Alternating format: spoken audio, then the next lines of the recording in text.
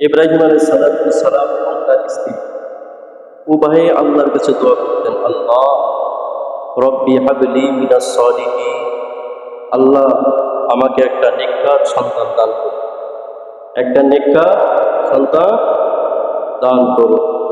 একদিন, 2 দিন, 1 বছর, 2 বছর নয়, একাধারে দোয়া করতে, একদিন 2 দিন দোয়া করছে এটা নয়, দোয়া করতেই ছিল করতে করতে করতে আল্লাহ তাআলা 86 বছর একটা সন্তান দিয়েছেন।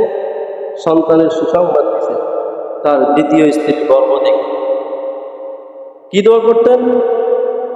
নামাজের পরে সবসময় দোয়া করতেন, রব্বি হাবলি মিনাস সালিহিন, আল্লাহ আমাকে একটা নেককার সন্তান দান করুন, নেককার সন্তান। আল্লাহ রাব্বুল আলামিন বলেছে, ফাবাশশারনাহু বিগুলামিন হালিম, আমি ইব্রাহিমকে একটা নেককার সন্তানের সুসংবাদ দিয়ে দিলাম। আমি ইব্রাহিমকে একটা নেককার, একটা পরহেজগার সন্তানের আমি সুসংবাদ দিয়ে দিলাম। যে সন্তানটা দিয়েছেন ওই সন্তানটার নাম কি? ইসমাঈল আলাইহিস সালাম। ইসমাঈল আলাইহিস সালাম যখন জন্মগ্রহণ করলেন, করার পরে আবার ইব্রাহিম আলাইহিস সালামকে আল্লাহ তাআলা আরেকটা পরীক্ষা করলেন। কি কি বলল? তোমার এই শিশু সন্তান এবং তোমার স্ত্রীকে বনবাস দিয়ে আসো। কি করে আসো? বনবাস দিয়ে আসো। কোথায় কোথায় বনবাস হবে? রাহাবাড়ি জিবরাইল আলাইহিস সালাম করবে। সুবহানাল্লাহ। কোথায় যাইতে হবে? কোন জায়গায় রাখতে হবে? রাহাবাড়ি করবে কে? জিবরাইল আলাইহিস সালাম। ইব্রাহিম আলাইহিস সালাম তার স্ত্রী এবং তার শিশু সন্তানকে একটা বাহনের উপরে নিয়ে যাইতেছেন। জিবরাইল আলাইহিস সালাম রাহাবারি করতেছেন।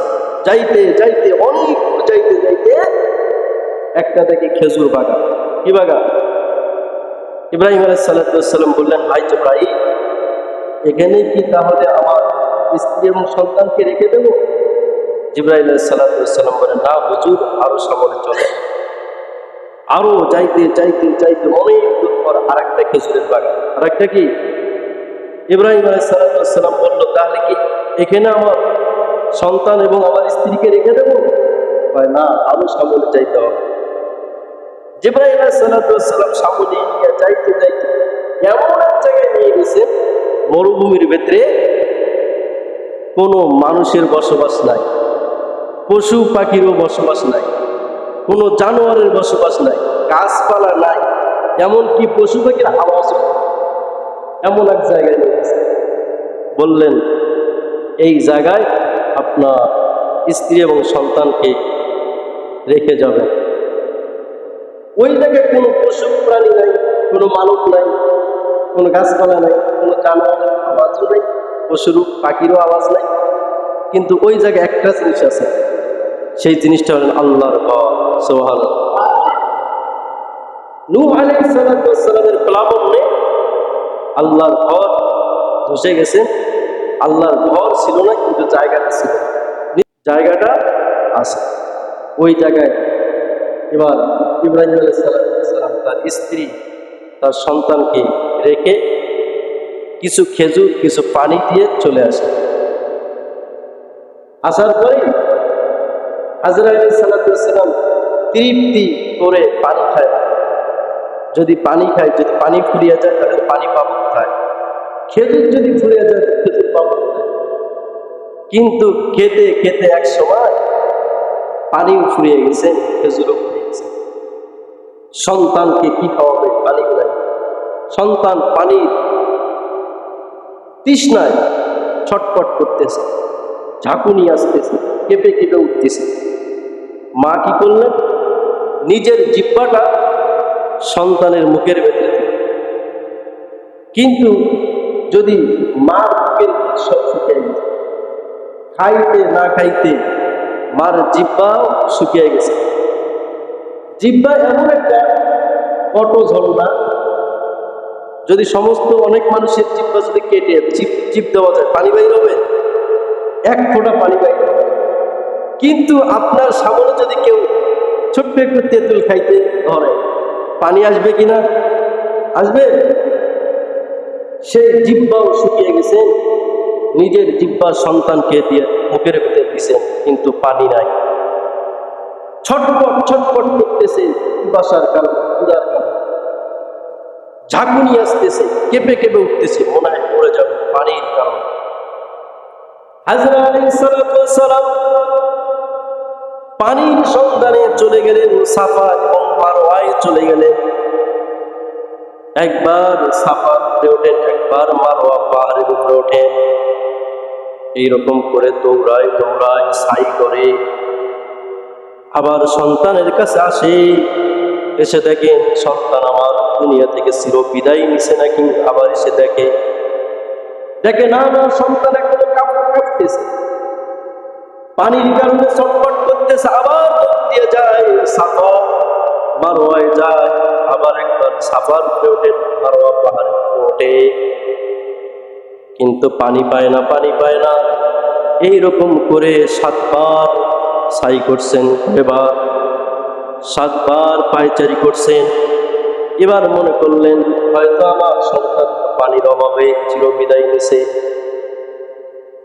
আল্লাহ তাআলা জিবরাইলকে ডাকতে বলেন, জিবরাইল, আমি ইব্রাহিমের পরীক্ষাও কমপ্লিট করে দিলাম, ইসমাইলেরও পরীক্ষা আমি কমপ্লিট করে দিলাম, হাজারারও পরীক্ষা আমি কমপ্লিট করে দিলাম। যাও যাও জিবরাইল, ওই ইসমাইল তো আমার আগামী দিনের পয়গম্বর, ওই শিশু ইসমাইলের পায়ের গোড়ালি দিয়ে কষা দিয়ে পানির ছটফটের কারণে জমিনের ভেতরে আঘাত করছে, সামান্য কিছু পথ হয়েছে।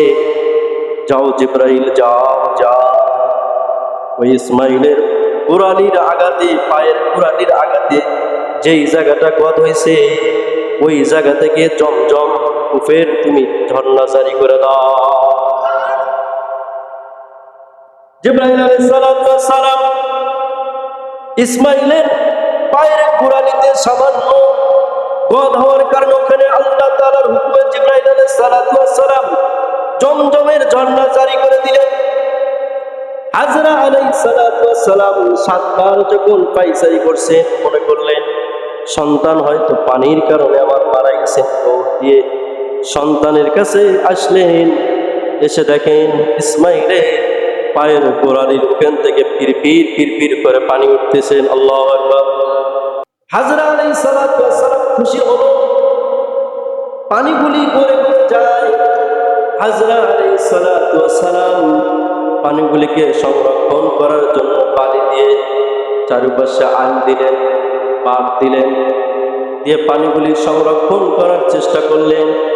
এরপরেও পানিগুলি বয়ে বয়ে যায়। এবার হাজরা আলাইহিস সালাতু ওয়াস সালাম বলেন, জমজম জমজম জম, থাম থাম, পানিকে সম্বোধন করে বলছে। তখন থেকে ওই কূপের নাম হয়েছেন জমজম কূপ।